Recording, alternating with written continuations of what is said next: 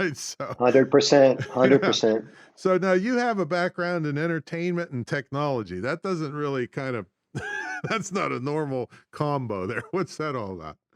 I know. Well, my brothers and I all played musical instruments in the public school system. And at some point when we were growing up in our crowded household, I have three brothers, and my dad played trumpet.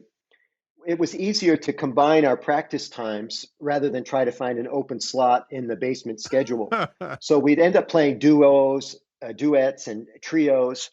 And then we formed a little band, right? And we started getting invited to play these free events like Girl Scout cleanup days and stuff. And that's how the entertainment thing took off. It wasn't long before people were offering us money.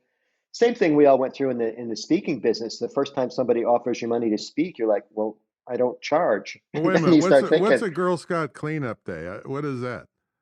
well, like any group would get together maybe and clean up a park. Oh, And I'm then thinking it's whenever I walk by them selling cookies and I'm just stuffing them in my mouth and the crumbs are falling on the ground. that's a different kind of Yeah. cleanup. So we do these free gigs, and we figured out how to get paid. Then we went on, started playing the club circuit. We did a lot of weddings, played a lot of cover tunes. Then we started writing songs, and I didn't know it at the time, but this was proving ground for being a professional speaker because we were learning how to go on the road, get paid, get rebooked, raise our rates, make people happy, right? And I always tell people now in the speaking business, it's just like the music business, except I don't have to come in through the kitchen, and I don't have to vote. Because in the band we voted all the time on what to do. I don't have to vote when I run my own speaking Right, right. show. So you played But trumpet at weddings? You don't see that very often, do you? yeah, yeah. What was it back in the day? And our first instruments were all acoustic instruments, not rock and roll instruments. So I started on trumpet, and then I picked up the bass guitar. Mm. And I have a brother that started on clarinet, but tried to make money playing clarinet. Yeah, really. So he learned how to play guitar, and that's how it happened. And then the music business, like with most people, it's really hard to climb to the top of the mountain. And eventually I had to get a real job, and I ended up in the telecommunications industry. And this is interesting. I love people, I love being in front of people, clearly.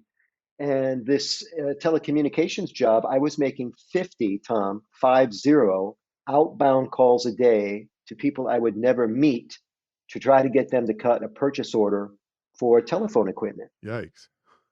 And I learned the sales trade in that industry because I learned how to process signals without seeing the people I was talking to. It was all audibles. Uh-huh. Yeah, You that's know, when you're in front of a room, you know that when you're talking to the audience, there's actually two presentations going on, your presentation to them and their presentation to mhm. you. They're rolling their eyes or jiggling their keys or taking notes or texting, especially if you're not a good Or speaker. nodding their heads in agreement if that's a good That's sign. right. Yeah. And participating and Mhm. sitting in the front row and not going to the bathroom every 30 minutes. So, a good speaker, I think, is monitoring both of those presentations simultaneously because you can make course corrections in real time to improve your presentation.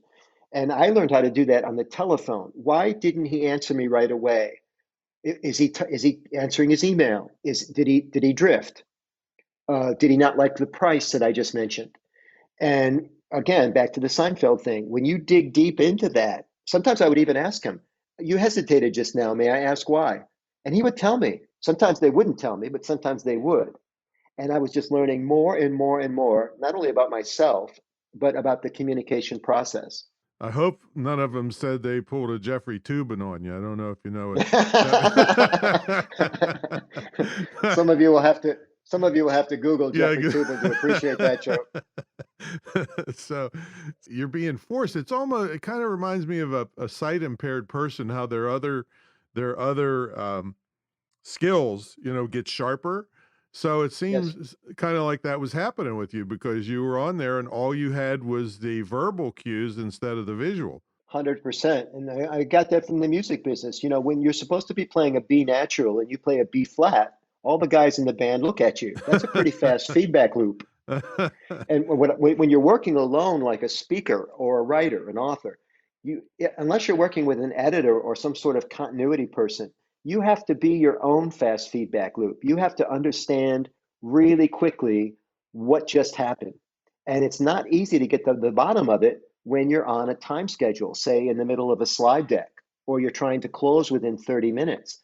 This is like juggling, ladies and gentlemen. There's a lot of balls in the air.